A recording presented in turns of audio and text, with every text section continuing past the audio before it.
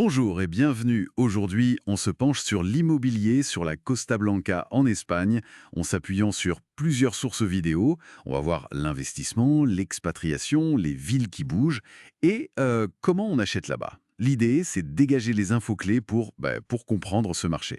Exactement. C'est une région qui fait rêver, hein. 320 jours de soleil par an, forcément, ça attire, mais c'est aussi un marché avec ses complexités. On va décortiquer un peu tout ça, les villes, les prix, les démarches et attention, quelques points de vigilance. Parfait. Commençons par les villes mentionnées. Alors, Javea. On parle de criques, de potentiel et d'un prix moyen autour de 3 400 € le mètre carré, c'est ça? C'est ça.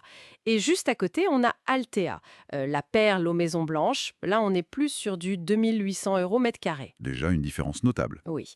Et puis Moraira, plus petite, avec sa marina. Là, ça remonte 3600 euros mètre carré environ. Bien sûr, ce sont des moyennes, hein. Bien sûr, ça donne une idée. Et Benidorm, c'est un peu le cas à part, non? Ah oui, Benidorm, c'est, comment dire, unique. Le Manhattan local, très vertical. Imaginez, ça passe de 70 000 habitants à quasiment 1 million l'été. Incroyable. Et beaucoup d'étrangers, plus de 40% à l'année.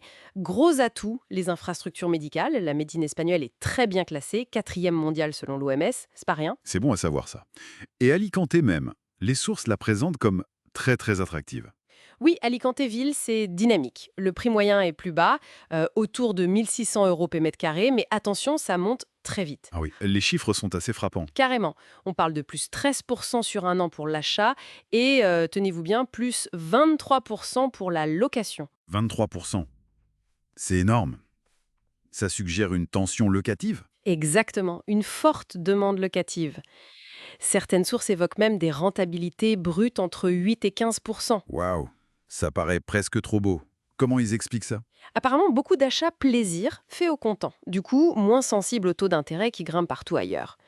Le quartier de San Juan Playa est très très demandé par les expatriés français et belges notamment. D'accord. Et une petite alerte sur Villejoyosa, mentionnée comme potentiellement surcotée? Oui, un petit bémol sur Villejoyosa, à vérifier. Mais ce qui ressort surtout, c'est la distinction nord-sud. Ah oui, expliquez-nous ça. Alors, la Costa Blanca nord, Denia, Javea, Moreira, Calpe, Altea. C'est vu comme plus sélectif, haut de gamme, des villas plus chères, difficile de trouver quelque chose de correct à moins de 350 000 euros. Ok, le segment premium. Voilà. Et la Costa Blanca Sud, Santa Pola, Guardamar, Torrevieja. Là, c'est plutôt associé au tourisme de masse. Les prix sont plus bas. Torrevieja, par exemple, c'est la ville avec le plus d'étrangers d'Espagne. 80% de la population, c'est fou. Mais attention, il faut bien choisir son quartier. Donc on peut trouver moins cher au sud, mais il faut être plus vigilant sur l'environnement immédiat. C'est un peu ça, oui. Et il y a aussi Elche, une ville importante à l'intérieur des terres, qui est citée pour son potentiel. Moins plage, mais peut-être intéressant. Bon, admettons qu'on ait choisi sa zone. Le processus d'achat, comment ça se passe concrètement? Un point revient partout, l'avocat. Ah oui, ça, toutes les sources insistent lourdement. C'est vraiment le conseil numéro un.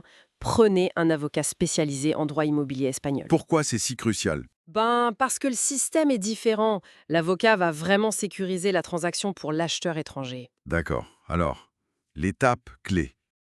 Souvent, ça commence par une réservation, un petit dépôt pour bloquer le bien. Ensuite, très important, il faut obtenir son NIE. Le numéro d'identification étranger, oui.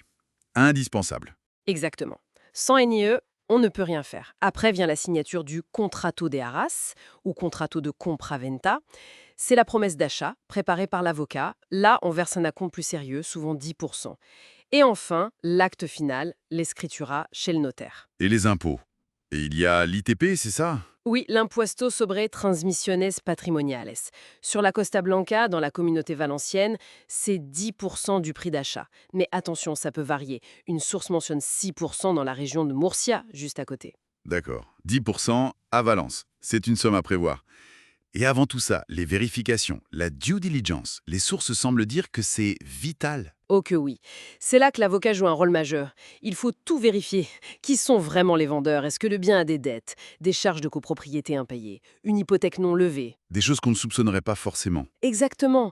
Et surtout, vérifier l'urbanisme. Le permis de construire, est-il en règle? Y a-t-il eu des extensions non déclarées? Le gros piège classique, c'est la construction sur un terrain rustico, un terrain agricole non constructible. Ça peut rendre le bien quasiment invendable ou entraîner des ordres de démolition.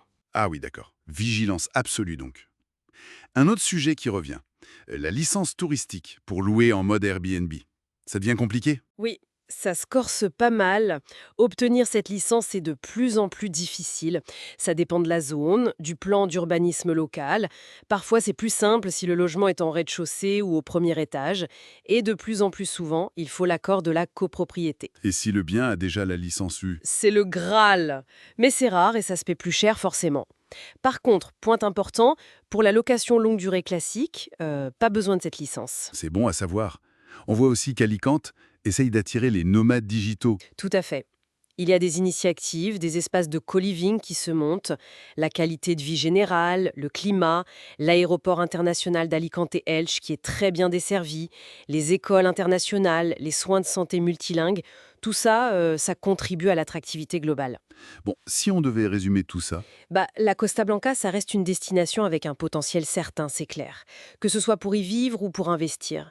Il y a une grande diversité de lieux, de prix, d'ambiance, mais le message qui traverse toutes les sources, c'est vraiment prudence et vérification.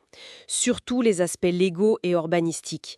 Il faut se faire accompagner par un pro, un avocat, car les règles sont différentes et l'agent immobilier en Espagne n'a pas le même rôle ni les mêmes obligations qu'en France ou en Belgique. c'est très clair, hein.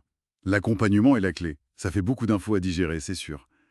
Une dernière réflexion qui me vient en écoutant tout ça.